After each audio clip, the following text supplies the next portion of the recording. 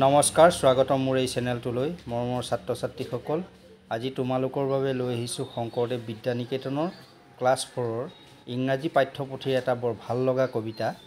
কবিতাটোৰ নাম hour school যদিও বা কবিতাটোত কেইটামান বাক্যহে আছে তথাপি কবিতাটো বৰ মনোগ্ৰাহী এটা প্ৰাসংগিক কবিতা প্ৰথমতে মই কবিতাটো ৰিডিং কৰি লওঁ তাৰ পাছতে অৰ্থ কৈ দিম তোমালোকে মনোযোগ দিবা our school there in our heart is our teacher seat with due respect we always meet the school is our learning temple there knowledge is like a candle কাষৰ চিত্ৰত নিশ্চয় দেখিবলৈ পাইছা এখন বিদ্যালয় বা আমি নিকেতন বুলিও কওঁ ছবি দেখা গৈছে কেইজনমান ছাত্ৰ ছাত্ৰী বিদ্যালয়লৈ গৈছে বিদ্যালয় বা নিকেতন হৈছে গুৰু শিষ্যৰ মিলনথলী তাত আমাৰ শিক্ষাৰ আদান প্ৰদান হয় শিক্ষকসকলে বা গুৰুসকলে শিক্ষা দিয়ে ছাত্ৰ ছাত্ৰীয়ে শিক্ষা লয় সেই কথাটোকে ইয়াত আলোচনা কৰা হৈছে শিষ্যৰ বাবে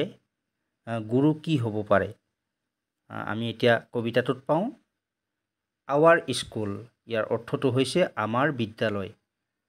বা আমি আমাৰ নিকেতন বুলিও ক'ব পাৰোঁ there in our heart is our teacher seat ইয়াত কবিয়ে কি কৈছে শিক্ষকসকলৰ আসন সদায় ছাত্ৰসকলৰ হৃদয়ৰ মাজত বা অন্তৰত থাকে ইয়াত ছাত্ৰ ছাত্ৰীসকলৰ শ্ৰদ্ধাৰ কথা কৈছে যিহেতু এজন শিক্ষকক ছাত্ৰ ছাত্ৰীসকলে নিজৰ অন্তৰত স্থান দিয়ে সেই অৰ্থটোকে ইয়াত কৈছে যে শিক্ষকৰ স্থান সদায় ছাত্ৰ ছাত্ৰীৰ বাবে তেওঁলোকৰ হৃদয়ৰ মাজত থাকে বা অন্তৰত শিক্ষকৰ স্থান বা আসন থাকে with due respect we always meet এই বাক্যশাৰীত কি কৈছে আমি সেই শ্ৰদ্ধালৈয়ে বা সেই সন্মানলৈয়ে সকলো আমি লগালগি হওঁ হয়নে বিদ্যালয়ত গুৰু শিষ্যৰ মিলন হয় সেই শ্ৰদ্ধাক লৈ শিক্ষকক সদায় শ্ৰদ্ধা কৰে ছাত্ৰ ছাত্ৰীয়ে সেইটোকে কৈছে যে সেই শ্ৰদ্ধা লৈ সেই সন্মান লৈ আমি ইজনে সিজনক লগ পাওঁ আমি সকলোৱে মিলিত হওঁ গতিকে এই চাৰি শাৰীত কি কৈছে শিক্ষকৰ স্থান সদায় ছাত্ৰ ছাত্ৰীৰ হৃদয়ৰ মাজত অন্তৰৰ মাজত থাকে আৰু সেই সন্মান বা শ্ৰদ্ধা লৈয়ে আমি স্কুল বা বিদ্যালয়লৈ যাওঁ আৰু লগালগি হওঁ মিলন হওঁ সকলোৰে বাৰ্তালাপ হয় শিক্ষাৰ আদান প্ৰদান হয় পাছৰ চাৰি শাৰীৰ মই অৰ্থ কৈ দিছোঁ the school is our learning temple temple মানে হ'ল মন্দিৰ আমি নামঘৰ বুলি কওঁ আমি নামঘৰলৈ সকলো যাওঁ মন্দিৰলৈ সকলো যাওঁ হয়নে ভগৱানক পূজা অৰ্চনা কৰিবলৈ সশ্ৰদ্ধ প্ৰণিপাত জনাওঁ শ্ৰদ্ধা সহকাৰে যাওঁ গতিকে বিদ্যালয়খনকো আমি মন্দিৰ বুলিব পাৰি কবিয়ে বিদ্যালয়খনক মন্দিৰৰ লগত তুলনা কৰিছে বিদ্যালয়খন হ'ল শিক্ষাৰ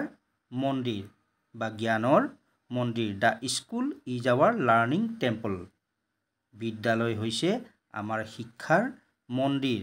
there knowledge is like a candle আমি তাত যি শিক্ষা পাওঁ জ্ঞান পাওঁ ইজ লাইক এ কেণ্ডেল এডাল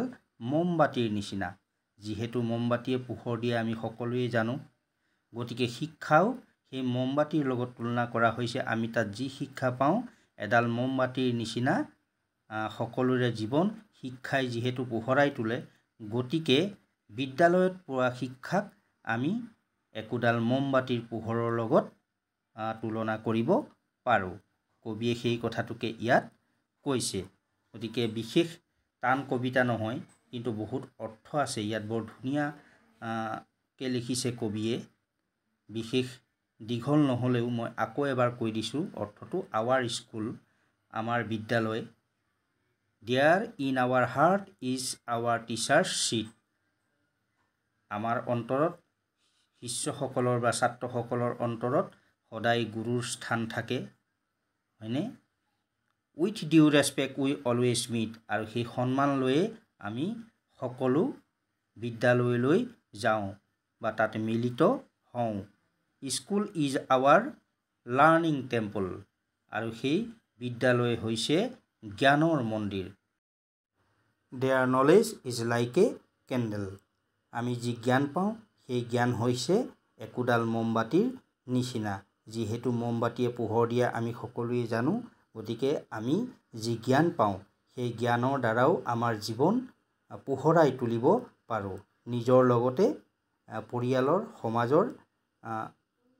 সমাজক আমি পোহৰাই তুলিব পাৰোঁ সেয়েহে আমি বিদ্যালয়ত যি জ্ঞান অৰ্জন কৰোঁ তাক একোডাল মমবাতিৰ লগত তুলনা কৰিব পাৰি বৰ ধুনীয়া এটা কবিতা মই ভাবোঁ তোমালোকে ধুনীয়াকৈ কবিতাটো বুজিব পাৰিবা ভালকৈ ৰিডিং কৰিবা তাৰ পাছতে কবিতাটোৰ অৰ্থ বুজিবলৈ চেষ্টা কৰিবা থ্যাংক ইউ ভেৰি মাছ